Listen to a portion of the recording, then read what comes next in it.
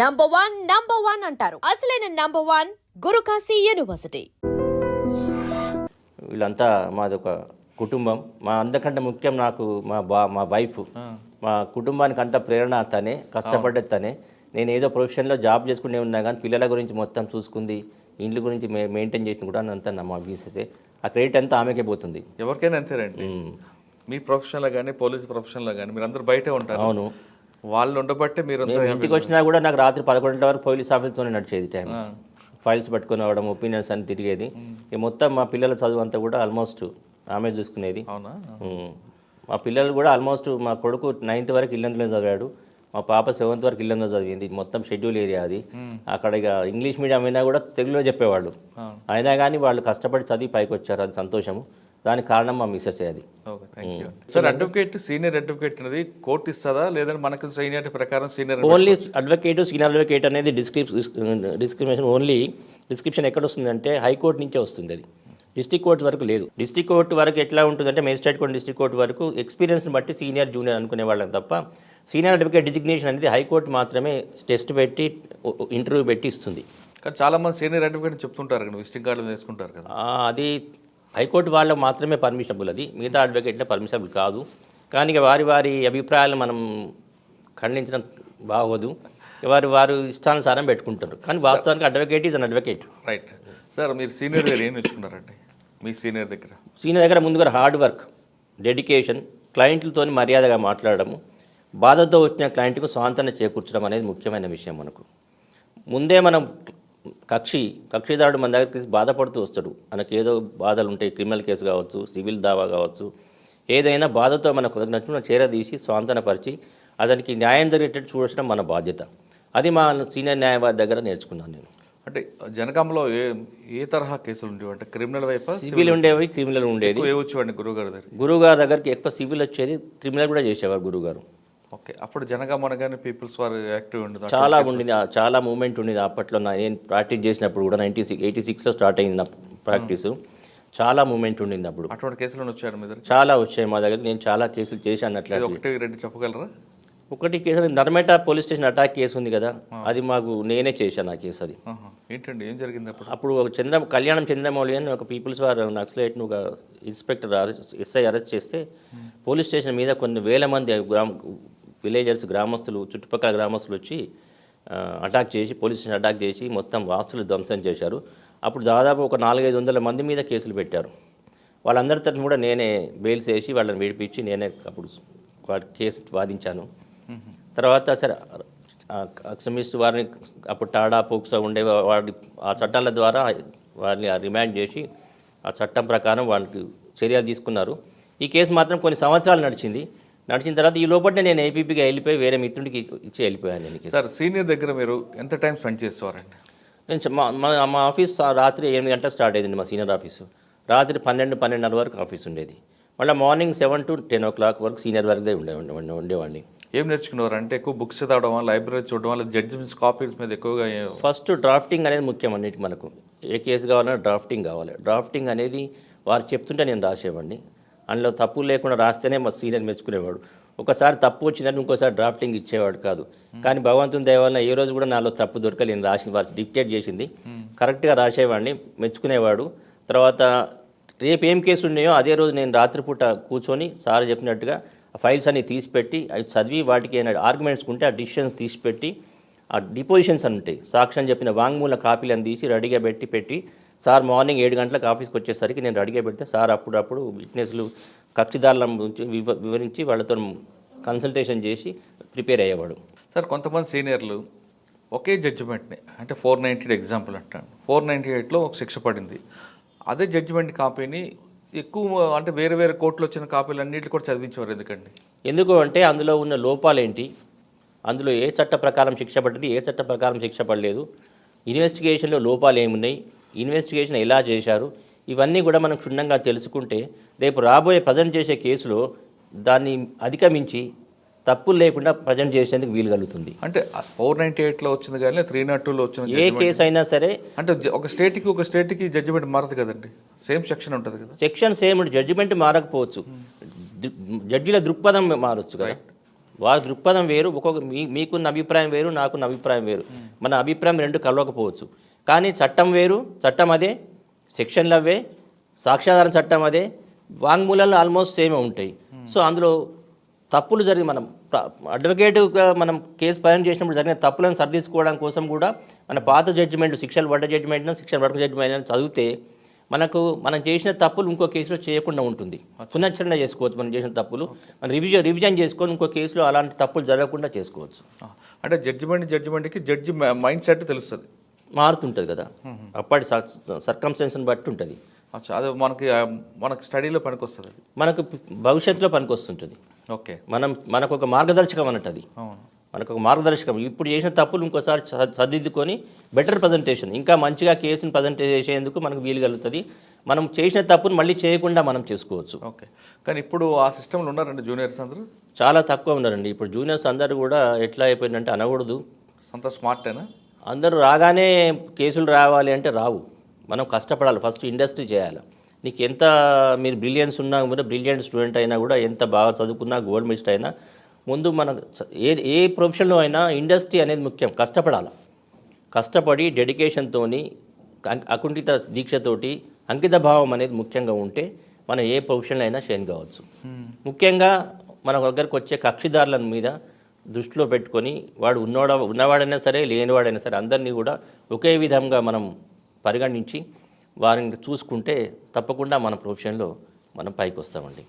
కాకపోతే ఓవర్ నైట్కి మనమే ధనవంతులం కావాలి, ఒక 6 నెలలు తిరిగేసరికి ఒక కారు కొనుక్కోవాలి, ఆ సంవత్సరం కాదు బంగ్లా కొనుక్కోవడం అది మాత్రం అది ఈ రోజు అది మంచి పద్ధతి కాదు. ఒక్కొక్క మెట్టు ఎక్కుతూ పైకి పోవాలి, కానీ ఒకటేసారి బంగ్లా మీకు మన బిల్డింగ్ మీకు జంప్ చేయలేం కదా. కాబట్టి ఒక్కొక్క మెట్టు ఎక్కుతూ పైకి పోవడం అనేది మంచిది. సార్, లా అనేది గ్లోబల్ ప్రొఫెషన్, ఇప్పుడు అది అదే విధంగా ఉందంటారా, మారిందంటారా?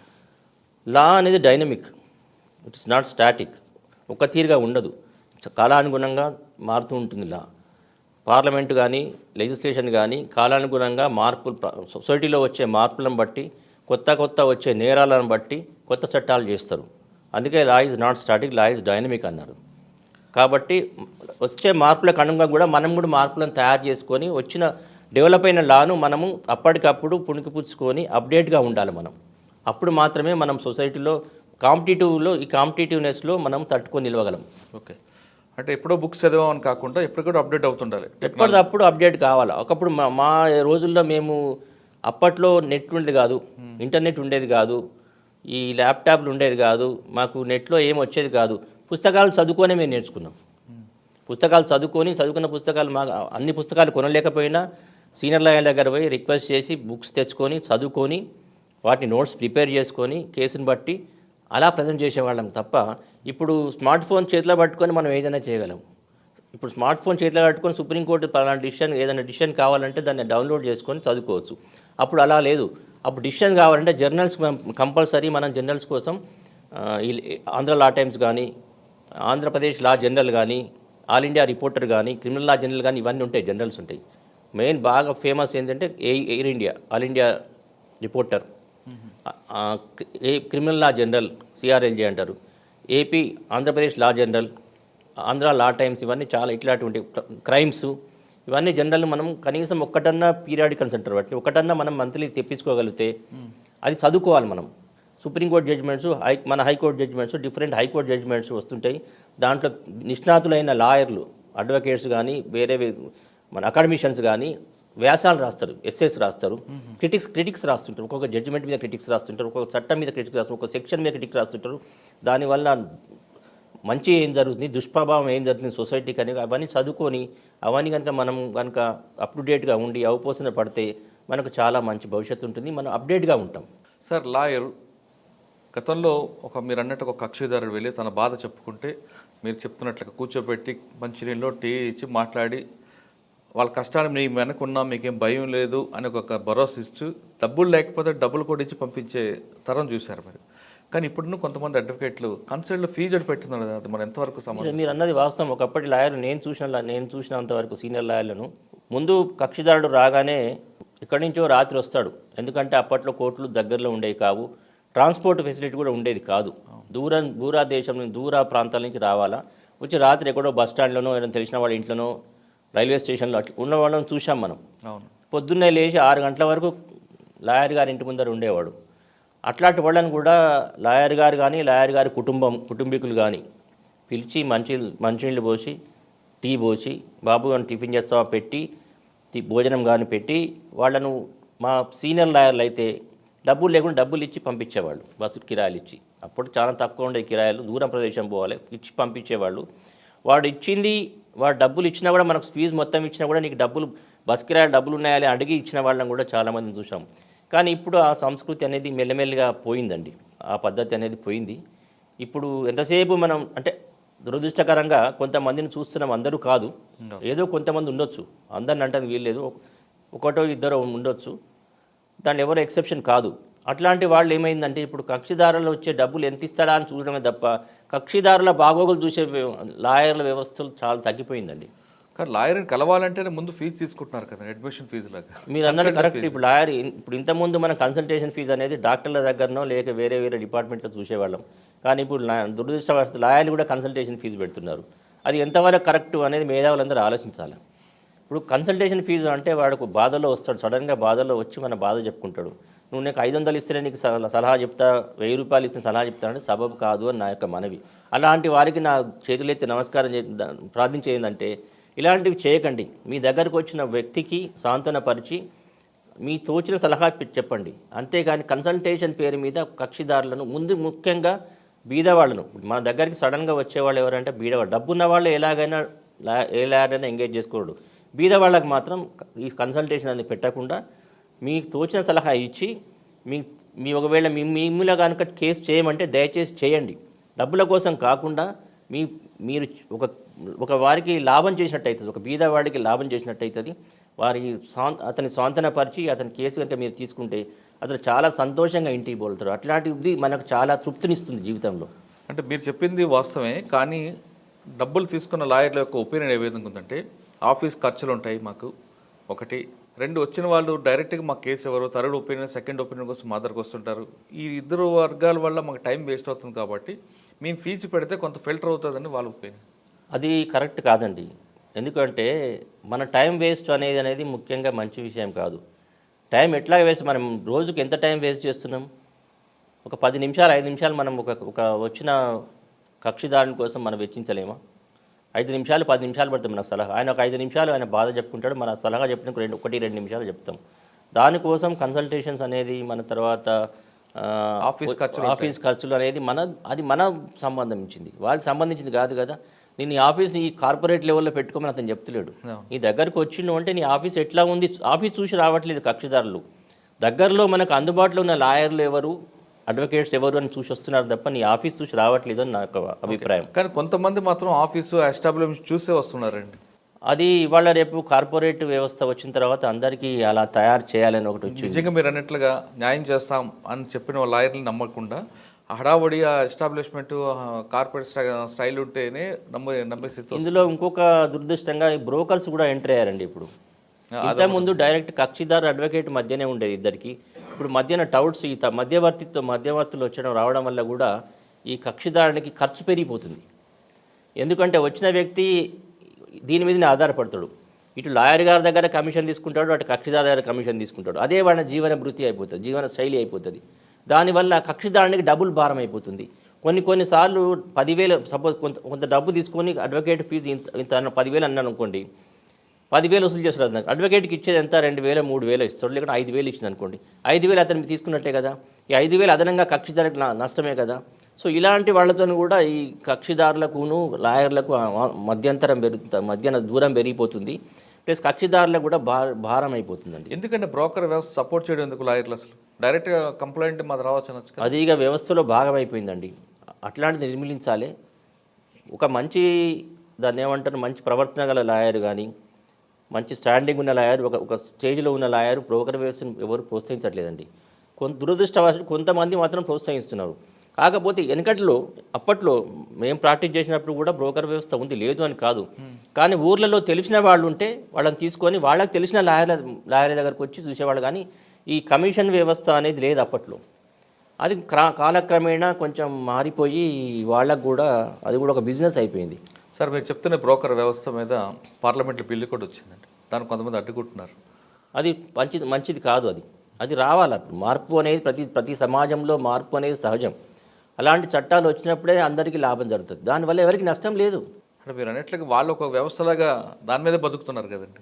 అది ఒక వాళ్ళకు ఒక జాబ్ అయిపోయింది. ఇప్పుడు ఆర్టీ ఆఫీస్ ముందు ఎలాగైతే కూర్చుంటారో, సబ్ రిజిస్టర్ ముందు ఎలా కూర్చుంటారు, కలెక్టర్ మీ ఆఫీస్ ముందు అలాగే కూర్చుంటున్నారు. అది తప్పు అని అంటుంది అది వ్యవస్థ. ఇప్పుడు వేరే ఇతర దేశాలు ఇలాంటి వ్యవస్థ లేదు. అంతే ఆన్లైన్ చేసినప్పుడు ఇదంతా ఉండదు. ఇప్పుడు ప్రస్తుత పరిస్థితుల్లో అంతా కూడా ఈ గ్లోబల్ విలేజ్ అయిపోయింది ప్రపంచం. గ్లోబల్ విలేజ్లో మొత్తం ఆన్లైన్ అయిపోయినప్పుడు ఏమైపోతుంది, ఈ దళారీ వ్యవస్థ అనేది, బ్రోకర్ వ్యవస్థ అనేది మెల్లిమెల్లిగా తొలగిపోతుంది. సార్ మనం ఒకసారి మీ బ్యాక్ వెళ్తే చెప్పండి. మీ సర్వీస్లోకి ఏపీపీగా సెలెక్ట్ అయ్యారు. 1982లో నేను సెలెక్ట్ అయ్యానండి. ఫస్ట్ పోస్టింగ్ ఎక్కడ? ఫస్ట్ పోస్టింగ్ అది ఇల్లందు, ఖమ్మం. 1992 6th ఏప్రిల్ రోజు నేను జాయిన్ అయ్యాను. ఏముండండి క్రైమ్ నేచర్ అక్కడ? మొత్తం ఎక్స్ట్రీమిస్ట్ ఫీల్డే ఉండేది అక్కడ అండి. మొత్తం అక్కడ 6 గ్రూపులు ఉండేది, ఎక్స్ట్రీమిస్ట్ గ్రూపులు. ఇల్లందు పోస్టింగ్ అనగానే మా నాన్నగారు అన్నాడు, అవసరం లేదు, జాబ్ చేయాల్సిన అవసరం లేదు, రిజైన్ చేసి మన పోకు, జాయిన్ కాకని చెప్పాడు. ఎందుకంటే భయపడ్డాడు. అంతా మొత్తం ఎక్స్ట్రీమిస్ట్ ఫీల్డ్, అక్కడ చాలా ప్రాబ్లం ఉంటుంది, మొత్తం ఏజెన్సీ ఏరియా అక్కడ. అప్పుడు ఇల్లందులో ఎట్లా ఉండేదంటే, నేను 1992 జాయిన్ అయినప్పుడు నేను అన్నాను, సరే భయపడాల్సిన అవసరం లేదు, నేనైతే ముందు జాయిన్ అవుతా, మరీ అంత భయపడే పరిస్థితి ఉంటే వచ్చేస్తలే అని చెప్పి వెళ్ళిపోయాను.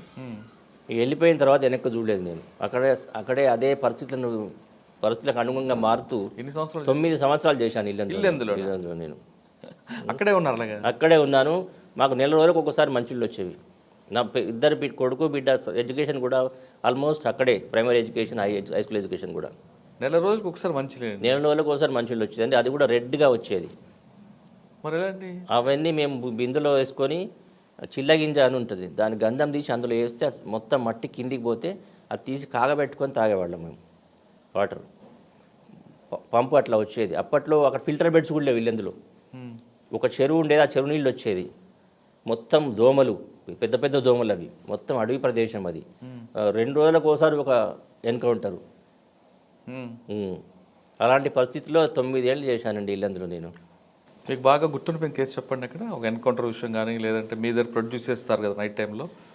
నార్త్ టైంలో మేజిస్ట్రేట్ గారు ప్రొడ్యూస్ చేస్తాను, నేను ఏపీపీ కదా, నన్ను రమ్మనేవాళ్ళు, కానీ నేను వెళ్ళేవాడిని కాదు ఎక్కువ కేసెస్లో, కానీ సీన్ ఆఫ్ అఫెన్స్కి పోయేవాడిని నేను. మీకు బాగా గుర్తుండిపోయిన సంఘటన కూడా చెప్పండి ఇల్లందులో. ఒక్కటి, అప్పట్లో ఆళ్ళపల్లి దగ్గర ఒక అప్పట్లో జనశక్తి ఎన్కౌంటర్ జరిగింది. అప్పుడు వెళ్ళాను, తెల్లారి తీసుకెళ్ళాను నన్ను సీన్ ఆఫ్ అఫెన్స్ దగ్గరికి. దాని తర్వాత ఎల్లింది పోలీస్ స్టేషన్ మీద అటాక్ జరిగింది. దాదాపు ఒక 5-6 వేల మంది వచ్చి అటాక్ చేశారు.